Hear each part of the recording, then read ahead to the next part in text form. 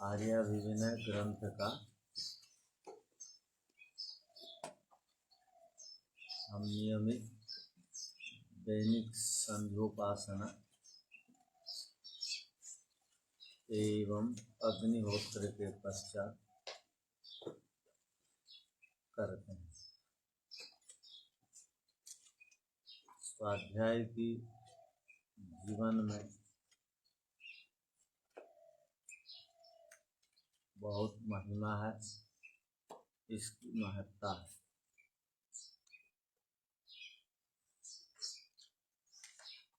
एक व्यक्ति को जीवन में परिपूर्ण होने के लिए और पूर्ण विद्वान बनने के लिए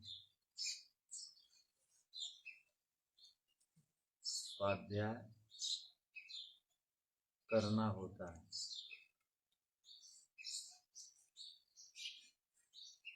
यथा यथा हि पुरुषः शास्त्रं समधिगच्छति तथा तथा विजानाति विज्ञानं चास्य रोचते। ईश्वर कब व्यक्ति को प्रिय और अच्छे लगते हैं? जब वह नियमित शास्त्र के निकट निकट जाता है। जब तक संसार के विषय प्रिय लगेंगे, संसार के संबंध प्रिय लगेंगे, तब तक ठीक स्वाध्याय नहीं हो रहा है, समझना चाहिए। स्वाध्याय बढ़िया होगा तो सर्वप्रिय ईश्वर होंगे।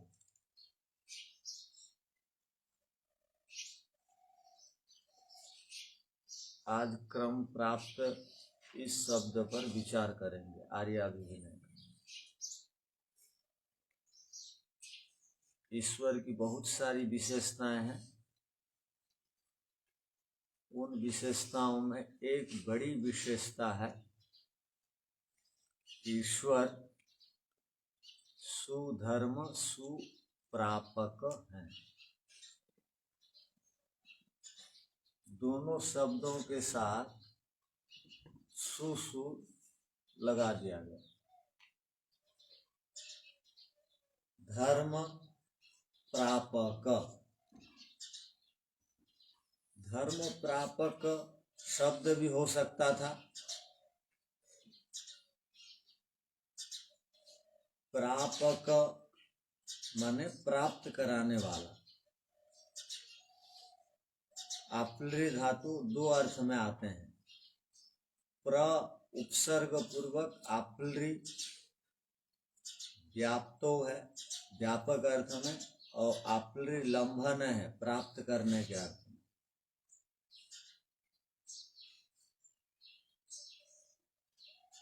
तो यहाँ क्या लिखा? सुधर्म सुप्रापक।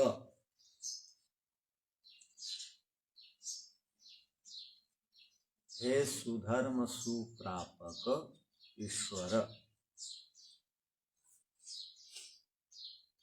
तो प्रापक में धातु है प्र और आप्लरी, माने अच्छे ढंग से प्राप्त कराने वाले, अच्छी तरह प्राप्त कराने वाले। सु माने सुंदर रूप से प्राप्त कराने वाले, सुंदर बढ़िया ढंग से क्या प्राप्त कराते हैं ईश्वर? प्रापक में आप्लरी लंबन है प्राप्त कराते हैं।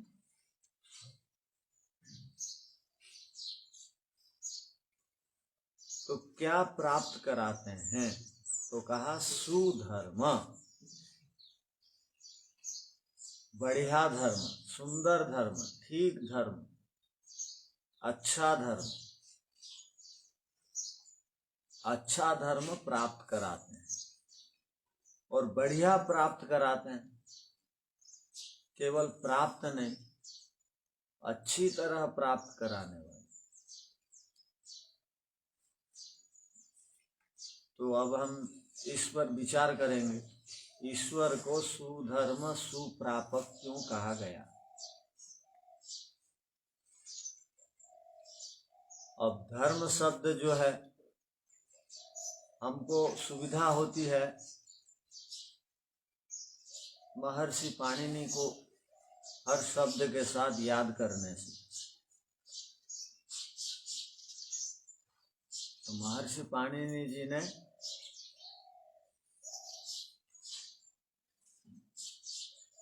और महर्षि दयानंद जी ने महर्षि पाणिनि के सूत्र को उनादि कोश में धर्म के अर्थ को और धर्म की परिभाषा को, धर्म की व्युत्पत्ति को बताने के लिए धृंग अवस्थाने धातु को वहाँ स्वीकार किया। अवस्थाने माने स्थिति को प्राप्त होना, स्थित हो जाना। धर्म माने जो कर्तव्य में स्थित हो जाता है। धर्म माने कर्तव्य, धर्म माने सत्याचार, धर्म माने रीति, धर्म माने भक्ति, धर्म माने यज्ञ, धर्म माने न्याय,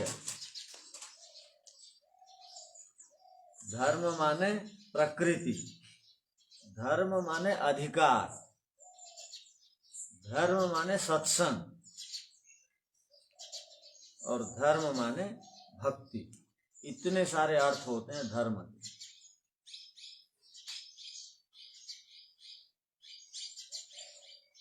सत्संग करने को भी धर्म कहते हैं, यज्ञ करने को भी धर्म कहते हैं, कर्तव्य पालन करने को भी धर्म कहा जाता है, परोपकार करने को भी धर्म कहा जाता है, सत्याचार करने को भी धर्म कहा जाता है।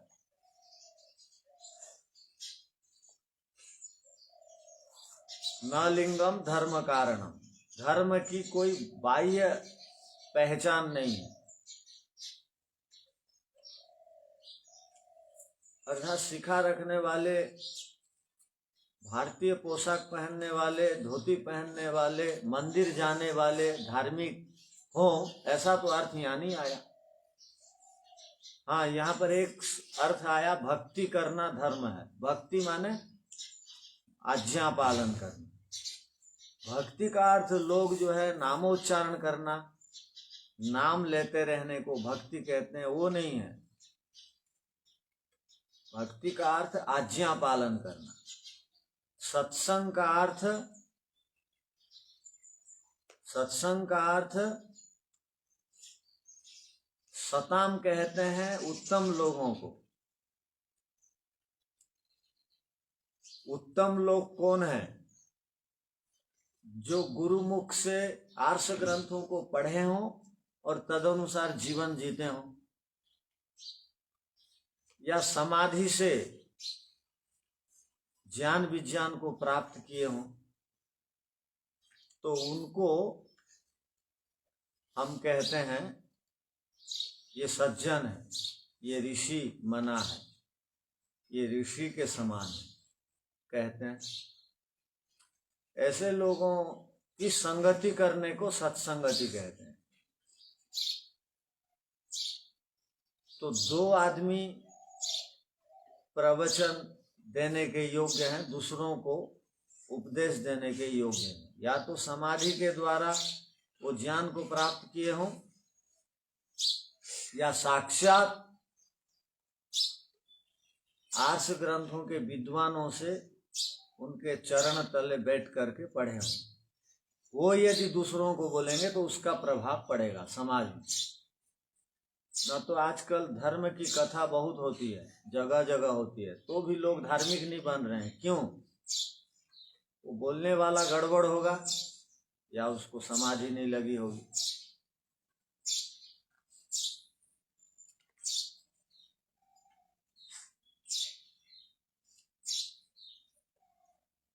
तो यहाँ कहा गया धर्म का अर्थ हम समझ रहे हैं, किंतु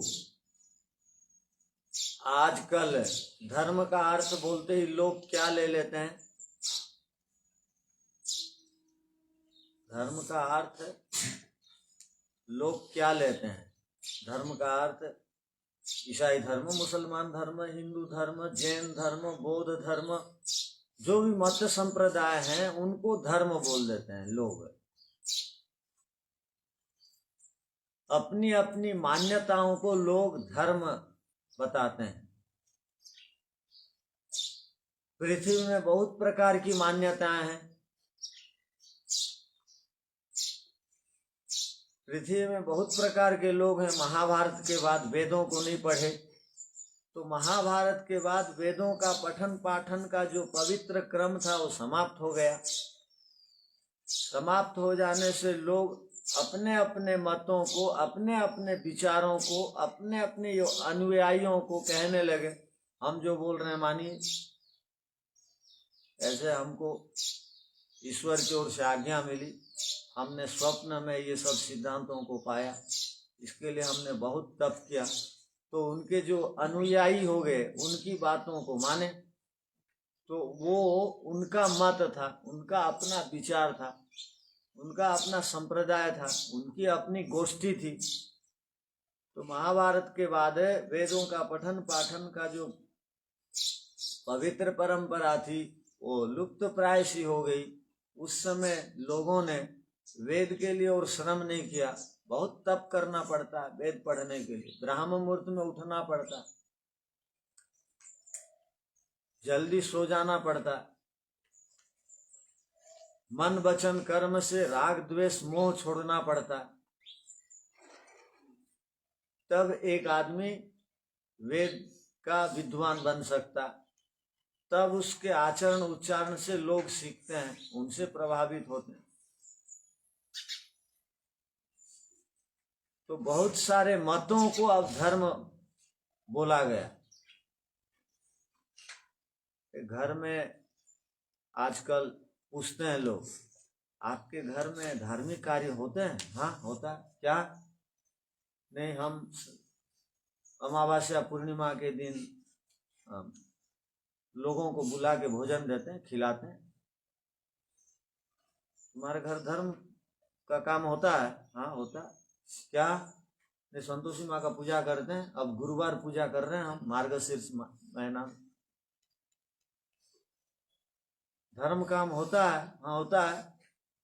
हमारे घर में लोग मंदिर जाते हैं, किंतु यहाँ तो ऐसा कोई अर्थ धर्म का नहीं बताया। लोग धर्म का अर्थ ये समझ लिए, किंतु ईश्वर को यहाँ पर क्या कहा गया? सुधर्म सुप्रापक।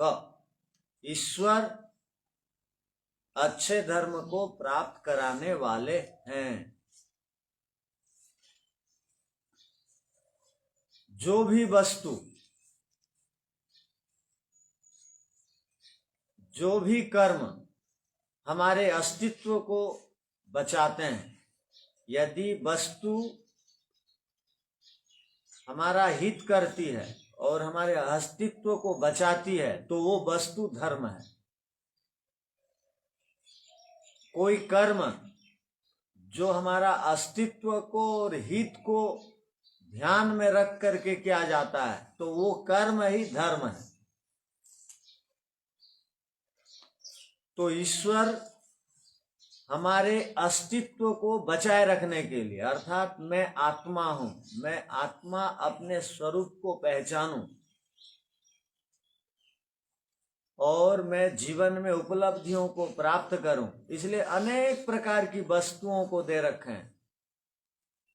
और वेदों में अनेक प्रकार के मार्गदर्शन, हमारा कर्म कैसा होना चाहिए, वो सब विषय वेदों में भर करके दे रखे हैं ईश्वर। तो धर्म का अर्थ क्या हुआ? जो वस्तु जिससे हमारा अस्तित्व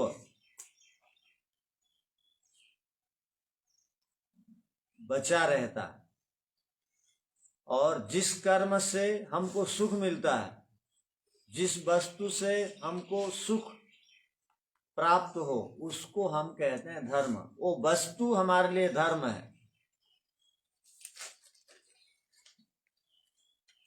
तो ध्रिंग अवस्थाने धातु से महर्षि दयानंद जी ने धर्म की परिभाषा दी है, व्युत्पत्ति वहां पर की है।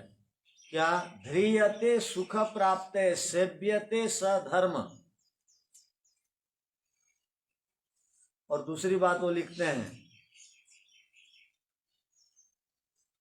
पक्षपात रहितो न्यायः सत्याचारो वा।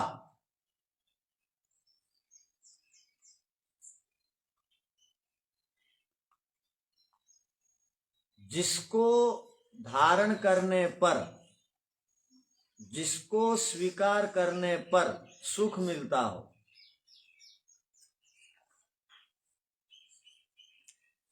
उसको धर्म कहते हैं, अथवा सत्य आचरण का नाम धर्म है। पक्षपात रहित कर्म का नाम धर्म है। तो धर्म शब्द को धृंग अवस्था ने धातु से भी हम बना सकते हैं, और धर्म शब्द को हम धृंग अवध्वंसन धातु से भी बना सकते हैं। अवध्वंसन धातु है और धृंग धारण धातु है, इससे भी धर्म बना सकते हैं। तो अवध्वंसन कहते हैं नाश को। जिन उपायों को जीवन में, जिन कर्मों को जीवन में लाने से, अपनाने से सुख की वृद्धि होती हो, दुख का नाश होता हो, उसको धर्म कहेंगे।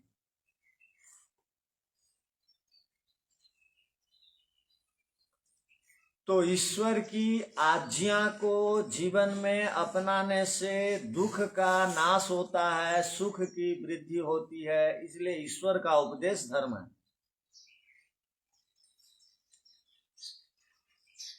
जल का ठीक ठीक प्रयोग करने से हमारा अस्तित्व बचे रहता है और हम सुख को प्राप्त करते हैं, हमारा हित होता है, इसलिए जल भी धर्म है।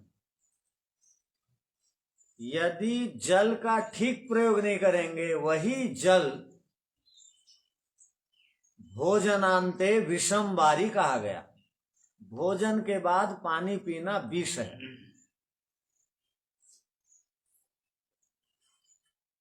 अजीर्णे भेषजम बारी कहा गया। अजीर्ण की समस्या हो तो पानी जो है दवाई का काम करता है कहा। अब व्यक्ति सुबह उठ के पानी न पिए, भोजन के बाद प्यास लगेगी उस समय पी जाए, और व्यायाम करते ही पानी पी जाए, तो उसको सर्दी, उसको जुकाम, उसको कफ की समस्या और उसको अजीर्ण आदि की समस्या, उसको बीमारी आदि की समस्या आ घेरेगी। वो सारी समस्या आ जाएंगी उसके पास। तो पानी को किस समय पीना चाहिए? कम से कम 12 गिलास पानी पीना चाहिए।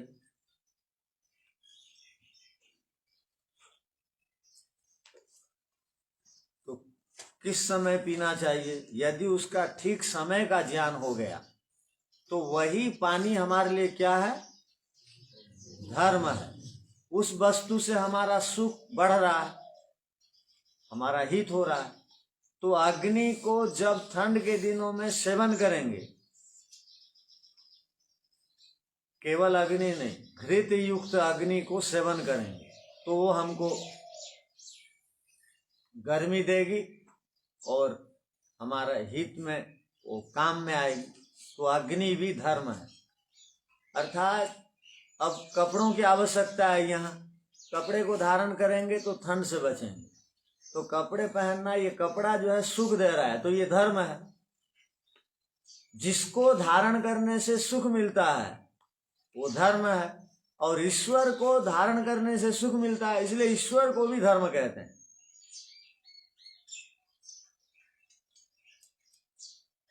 दिनचर्या का पालन करने से सुख मिलता है, तो दिनचर्या का पालन धर्म है।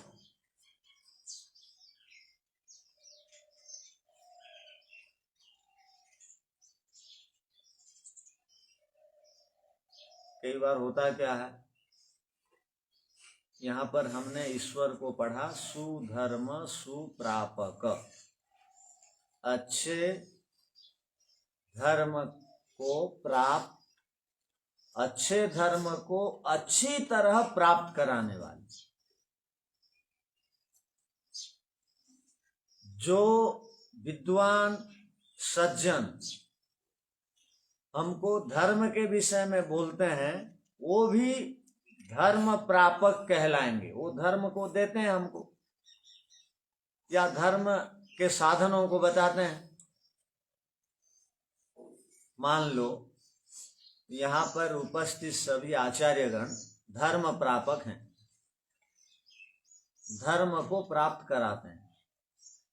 हम भी धर्म प्रापक हैं, प्राप्त कराते हैं। प्र जहां जुड़ जाता है वो अच्छी तरह अर्थ हो जाता है। अच्छी तरह प्राप्त करने को कहा जाता है प्रापक, किंतु सुप्रापक लिख दिया, और बढ़िया ढंग से प्राप्त कराने वाले, अर्थात ईश्वर के समान सुधर्म सुप्रापक दुनिया में कोई भी नहीं हो सकते।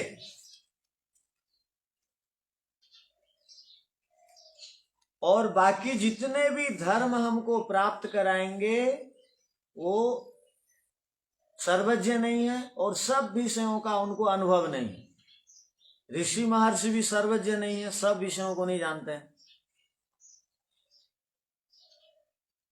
किंतु वो समाधि के द्वारा जिन ज्ञानों को प्राप्त किए वो ज्ञान से हमको सुख मिलेगा, ठीक, किंतु हर दृष्टि से ऋषि महर्षि भी ईश्वर के समकक्ष नहीं है और हर वस्तु विषयक अनुभव ऋषि महर्षियों को नहीं था, किंतु ईश्वर हर विषयों का अनुभव रखने वाले हैं और हर विषयों से संबंधित वो सर्वज्ञ हैं।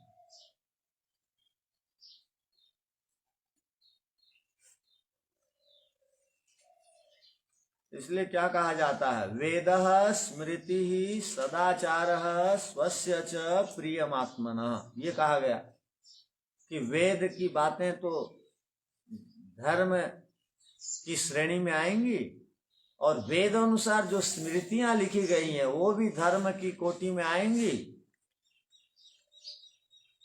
और सदाचार कहते हैं श्रेष्ठ लोगों का आचरण भी यदि वेदों के अनुसार और ईश्वर आज्ञा के अनुसार है तो वो भी धर्म की कोटि में उनकी बातें भी आएंगी। और हम भी जब एकांत में आत्मा की आवाज सुनते हैं तो आत्मा की आवाज भी धर्म ही। इन चारों को धर्म कहा गया, किंतु सर्वप्रथम लिख दिया गया वेद। वेद के अनुसार जीवन जीना। ईश्वर सर्वज्ञ है, सर्व ज्ञानो मयो ही स कहा जाता है ईश्वर को और वेद को।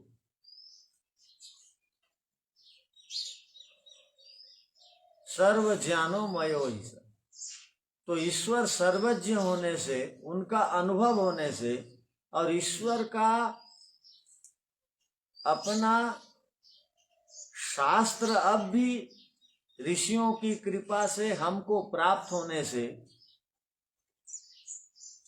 उस शास्त्र के अनुसार, ईश्वर की आज्ञा के अनुसार हमको जीवन जीने के लिए प्रयत्न करना चाहिए।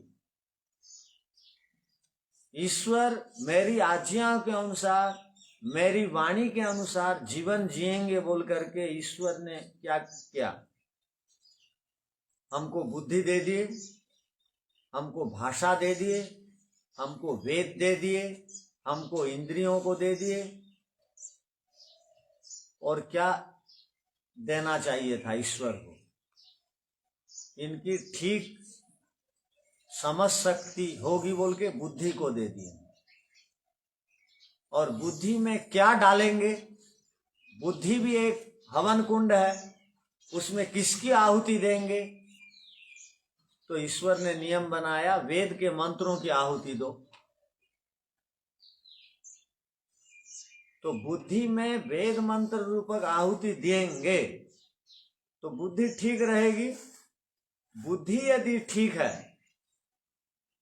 बुद्धि भी ईश्वर प्रदत्त है, इंद्रियां भी ईश्वर प्रदत्त हैं, शरीर भी ईश्वर प्रदत्त है, भाषा भी, संस्कृत भाषा ईश्वर प्रदत्त है। एक दुनिया में संस्कृत भाषा अकेली ऐसी भाषा है जो सब को सीखने के लिए समान पुरुषार्थ करना पड़ता है। एक उड़ीसा के आदमी को हरियाणवी सीखने के लिए, बंगाली सीखने के लिए समान प्रयत्न करना पड़ेगा नहीं कह सकते। हरियाणवी सीखने के लिए कुछ अधिक प्रयत्न और बंगाली सीखने के लिए कम प्रयत्न करना पड़ेगा, क्योंकि दोनों भाषाएं मिलती जुलती। आसामी भाषा सीखने के लिए कम प्रयत्न करना पड़ेगा और दूसरी भाषा सीखने के लिए अधिक प्रयत्न करना पड़ेगा। किंतु संस्कृत सीखने के लिए हरियाणा का आदमी को भी, अमेरिका का आदमी को भी, जापान का आदमी को भी समान प्रयत्न करना पड़ता है। हमको जितना प्रयत्न करना पड़ता है गुरुकुल वालों को, क्योंकि वो जीनी इस प्रकार है, शरीर इस प्रकार है, सृष्टि इस प्रकार है कि ईश्वर की आज्ञाओं को मानने के लिए, ईश्वर के धर्म को स्वीकार करने के लिए सबको समान पुरुषार्थ की आवश्यकता। सृष्टि ऐसी बनी है कि सृष्टि को यदि अच्छी दृष्टि से जो भी देखेंगे वो सुधर्म सुप्रापक हो जाएंगे। सृष्टि को लोगों ने भोग की दृष्टि से देखा तो लोग भोगी हो गए, और सृष्टि को यदि लोग अपवर्ग मिलेता है इसी सृष्टि से, उस दृष्टि से देखेंगे तो मोक्ष को प्राप्त कर लेंगे।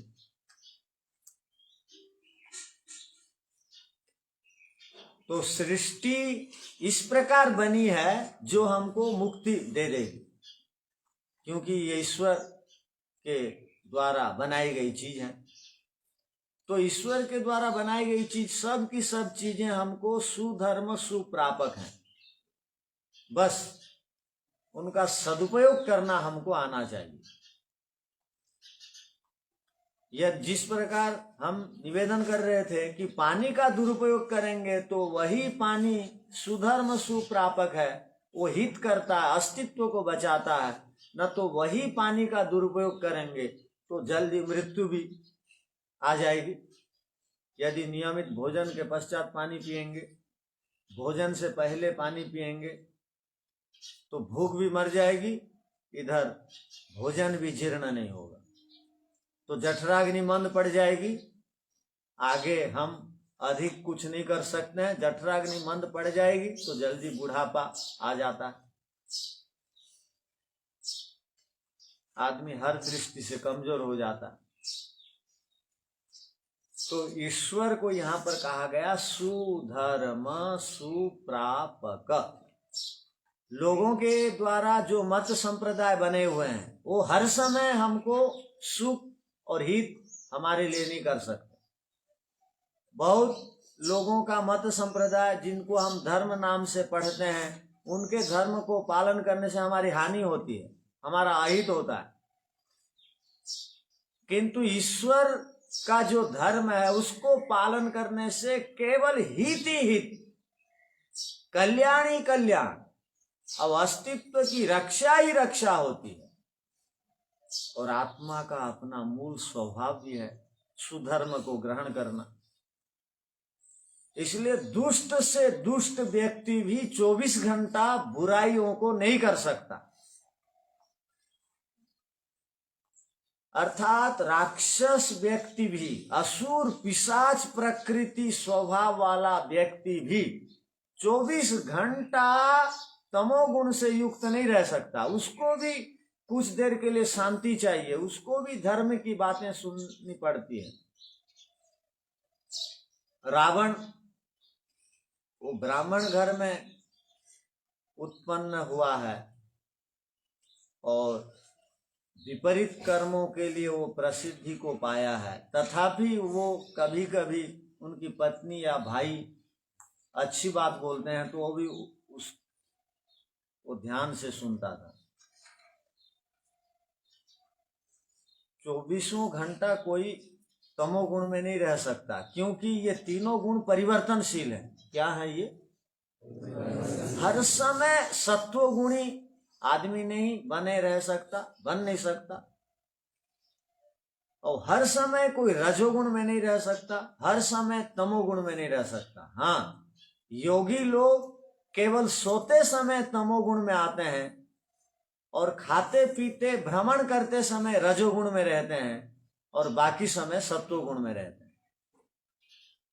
संसारी व्यक्ति हर समय रजोगुण में रहता है, हर समय रजोगुण में चंचलता से युक्त रहता है, हाथ पैर हिलाते रहेगा, इधर उधर देखते रहेगा, किसी को कुछ बोल देगा, किसी का कुछ ले जाएगा, किसी को कुछ छेड़ देगा। किंतु व्यवहार के काल में योगी लोग शांत रहते हैं, धर्मात्मा लोग शांत रहते हैं, छेड़छाड़ नहीं करते हैं, रजोगुण से युक्त नहीं रहते हैं। हाँ, सांसारिक कार्यों को कर रहे हैं, नहा रहे हैं तो फटाफट नहाते हैं, वही जाकर के पड़े नहीं रहते टंकी के पास, पानी डालते नहीं रहते, फटाफट स्नान किए, रगड़ लगाए और वापस आ गए। वहीं पर पड़े नहीं रहते 50 मिनट 40 मिनट, स्नान के नाम से पड़े नहीं रहते। तो ये रजोगुण को वो व्यवहार काल में, अर्थात वो भौतिक कार्यों को करते समय वो तत्काल जल्दी जल्दी करते हैं। रजोगुण का अर्थ है जल्दी जल्दी करना।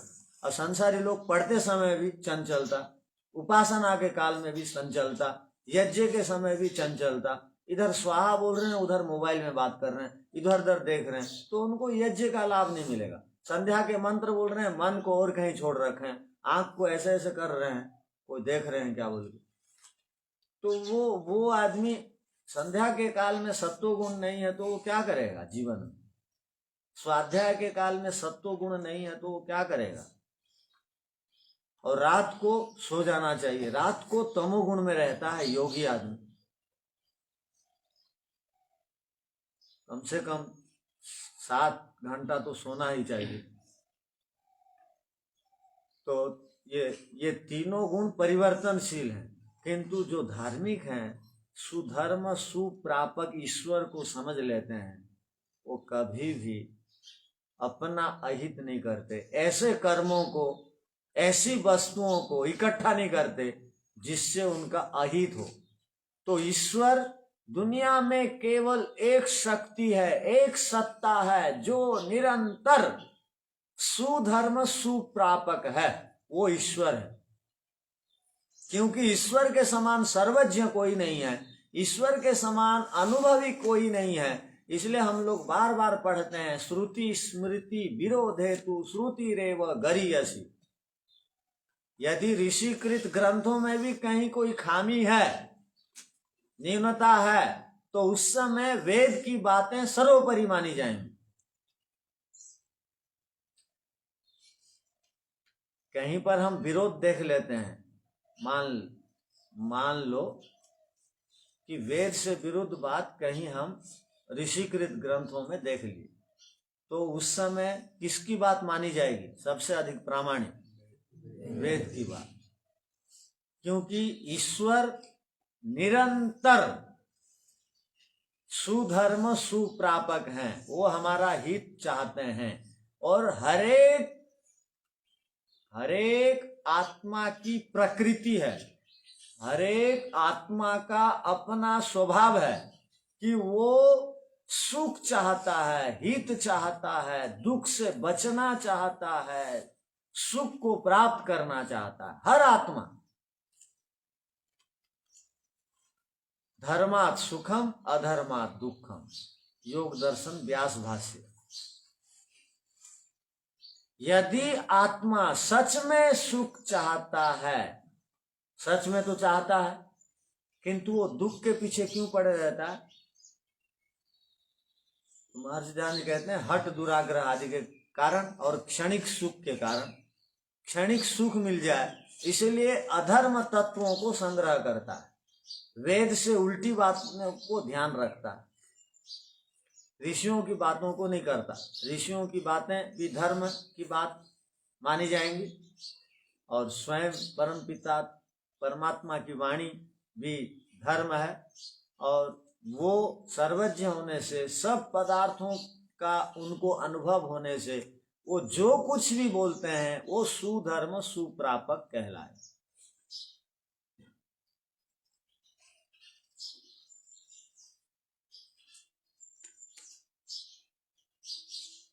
तो हम लोग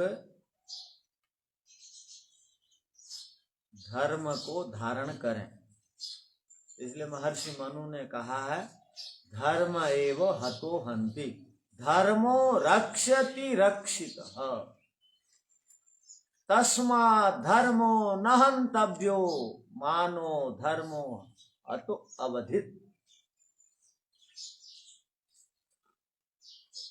धर्म एव हतो हन्ति, धर्मो रक्षति रक्षितः, जो धर्म की रक्षा करेगा अर्थात धर्मानुष्ठान करेगा, अर्थात सुधर्म सुप्रापक की बातों को मानेगा। सुधर्म सुप्रापक ईश्वर है।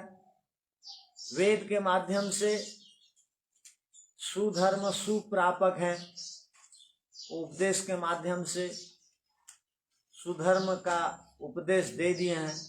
अब उस धर्म की जो रक्षा करेगा, धर्म उसकी रक्षा करेगा, और जो उस धर्म को मारेगा, धर्म एव हतो हन्ति, धर्मो रक्षति रक्षितः, तस्मात् धर्मो न हन्तव्य। इसलिए प्रत्येक मनुष्य को धर्म को नहीं मारना चाहिए, अर्थात धर्म का त्याग नहीं करना चाहिए। इसलिए महर्षि दयानंद जी ने क्या लिखा आर्य समाज के नियम में, वेद का पढ़ना पढ़ाना और सुनना सुनाना सब आर्यों का परम धर्म है।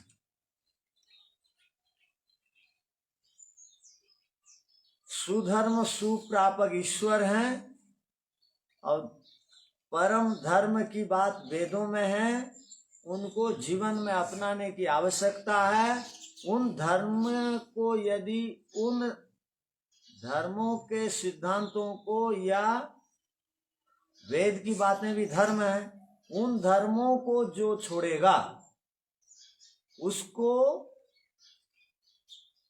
अधर्म का दोष लगेगा और उसकी हानि होगी, वो जीवन में कष्ट उठाएगा। तो जीवन में हमें कष्ट न मिले। मैं चेतन आत्मा जो कि शरीर से अलग हूं, मेरी हार्दिक इच्छा यही है कि मैं दुख से बच जाऊं, और दुख का कारण है अविद्या, दुख का कारण है विपरीत ज्ञान, दुख का कारण है क्लेश। इनको समाप्त करना मैं चाहता हूं, और ये समाप्त होंगे केवल धर्म का अनुष्ठान करने से, सुधर्म सुप्रापक की आज्ञाओं को मानने से। ईश्वर जो भी कुछ आज्ञा उपदेश देते हैं वो सुधर्म है, बढ़िया धर्म है, बढ़िया सुख देता है, अपना हित करता है, और वो सुधर्म के अच्छे प्रापक हैं, दिलाने वाले हैं।